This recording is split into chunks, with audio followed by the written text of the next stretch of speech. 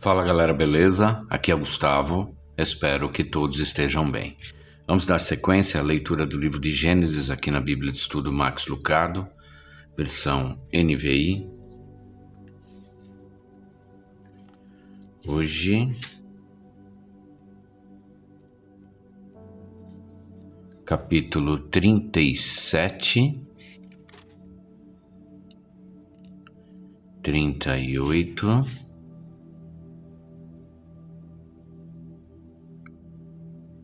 capítulo 37, 38, e tem um estudo sobre rancor e um quadro Jesus ao longo da Bíblia. Eu vou tentar ler os dois, tá? Vai ficar um vídeo um pouquinho mais extenso, mas acho que vale a pena. Vamos lá. Capítulo 37, os sonhos de José. Jacó habitou na terra de Canaã, onde seu pai tinha vivido como estrangeiro. Esta é a história da família de Jacó. Quando José tinha 17 anos, pastoreava os rebanhos com os seus irmãos, ajudava os filhos de Bila e os filhos de Zilpa, mulheres de seu pai, e contava ao pai a má fama deles. Ora, Israel gostava mais de José do que de qualquer outro filho, porque lhe havia nascido em sua velhice. Por isso mandou fazer para ele uma túnica longa. Quando os seus irmãos viram que o pai gostava mais dele do que de qualquer outro filho, odiaram-no e não conseguiram falar com ele amigavelmente. Certa vez, José teve um sonho e, quando o contou a seus irmãos, eles passaram a odiá-lo ainda mais. Ouçam o sonho que tive, disse-lhes. Estávamos amarrando os feixes de trigo no campo, quando o meu feixe se levantou e ficou em pé, e os seus feixes se ajuntaram ao redor do meu e se curvaram diante dele. Seus irmãos lhe disseram, então você vai reinar sobre nós? Quer dizer que você vai nos governar? E o odiaram ainda mais, por causa do sonho e do que tinha dito. Depois teve outro sonho e o contou aos seus irmãos. Tive outro sonho, e desta vez o sol, a lua e 11 estrelas se curvaram diante de mim.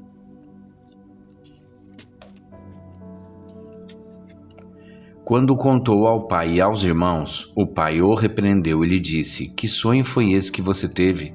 Será que eu, sua mãe e seus irmãos viremos a nos curvar até o chão diante de você?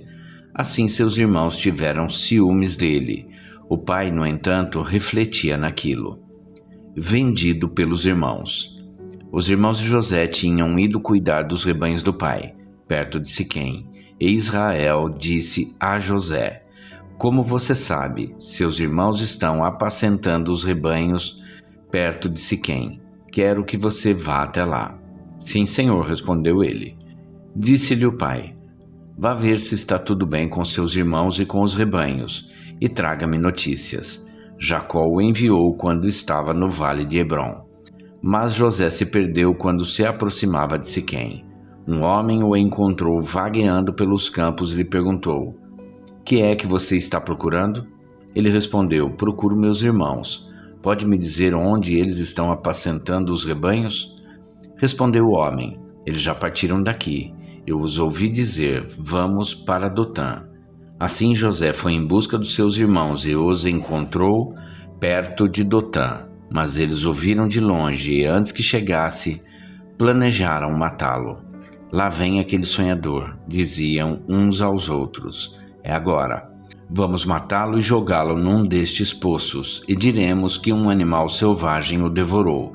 Veremos então o que será dos seus sonhos. Quando Rúben ouviu isso, tentou livrá-lo das mãos deles, dizendo, não lhe tiremos a vida, e acrescentou, não derramem sangue, joguem-no naquele poço no deserto, mas não toquem nele. Rúben propôs isso com a intenção de livrá-lo e levá-lo de volta ao pai. Chegando José, seus irmãos lhe arrancaram a túnica longa, agarraram-no e o jogaram no poço, que estava vazio e sem água. Ao se assentarem para comer, viram ao longe uma caravana de ismaelitas que vinham de Gileade. Seus camelos estavam carregados de especiarias, bálsamo e mirra, que eles levavam para o Egito. Judá disse então a seus irmãos, Que ganharemos se matarmos o nosso irmão e escondermos o seu sangue? Vamos vendê-lo aos ismaelitas. Não tocaremos nele, afinal é nosso irmão, é nosso próprio sangue. E seus irmãos concordaram.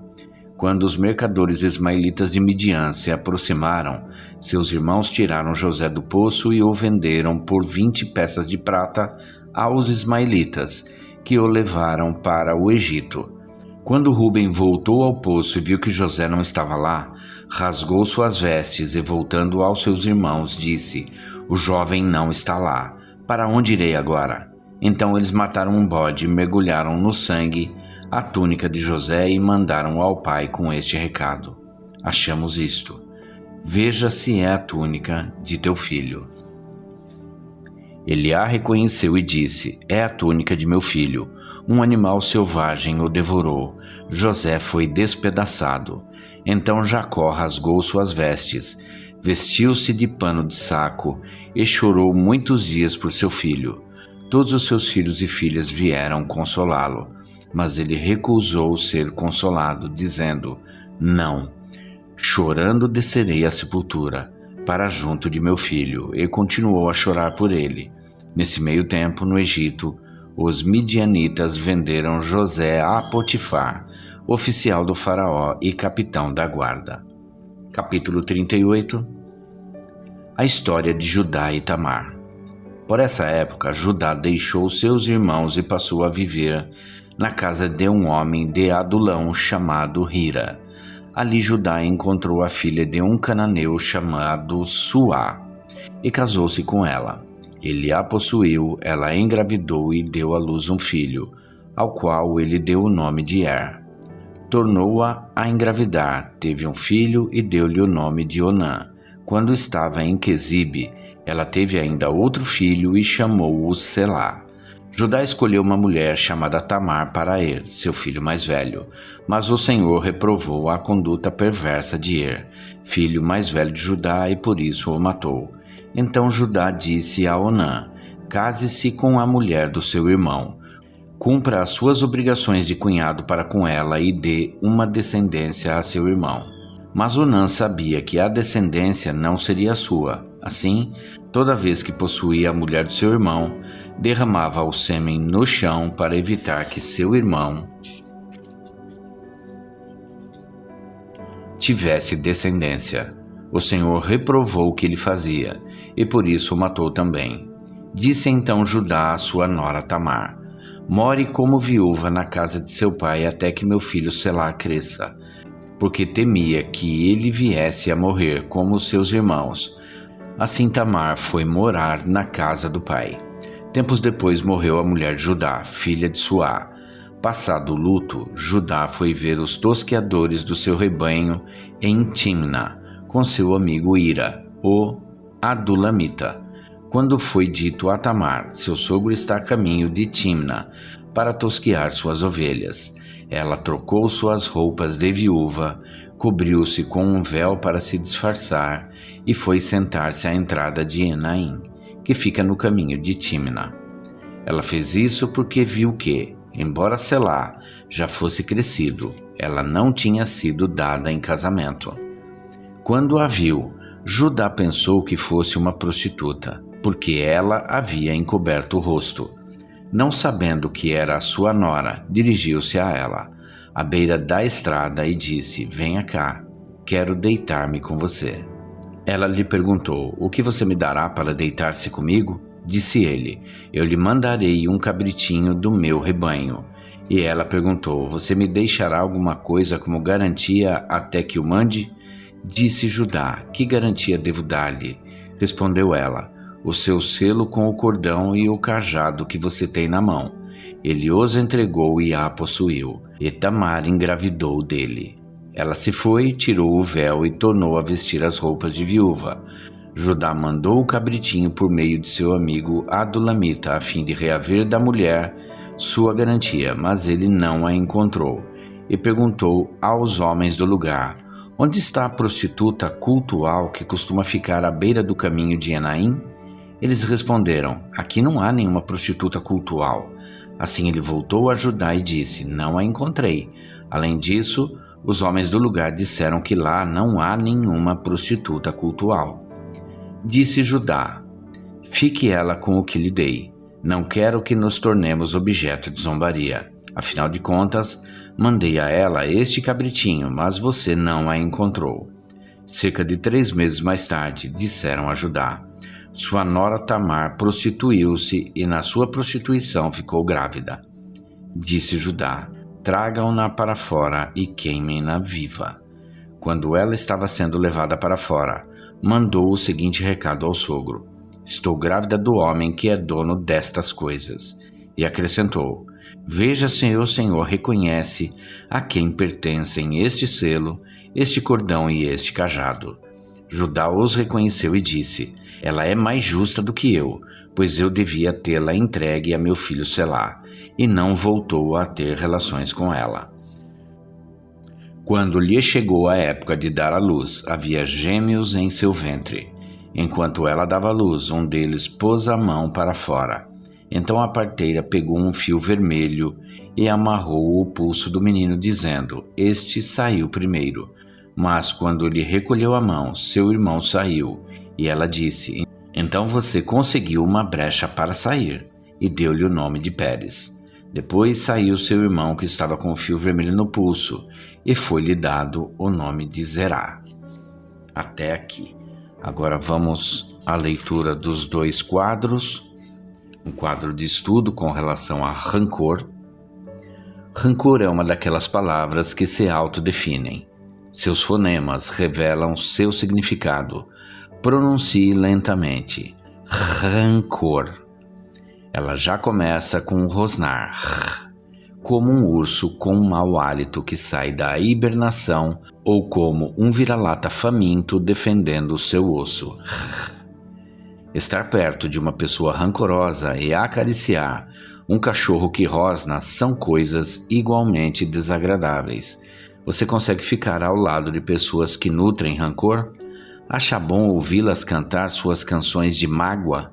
Elas são tão otimistas, elas são cheias de esperança. Elas estão borbulhando de vida. Você sabe que não é assim. Sabe tão bem quanto eu que tudo que esse tipo de pessoa expele é ira. E se ela está cheia de alguma coisa, é de farpas e de condenações, dirigidas a todas as pessoas que a magoaram. As pessoas rancorosas e os animais raivosos são muito parecidos. Os dois são irritáveis. Os dois podem ser violentos. Alguém precisa fazer uma plaquinha de pescoço para a pessoa que tem rancor. Cuidado com o rancoroso. Uma pessoa rancorosa lança lama de si mesma. Não é suficiente acusar. O caráter da outra pessoa precisa ser atacado. Não é suficiente apontar um dedo.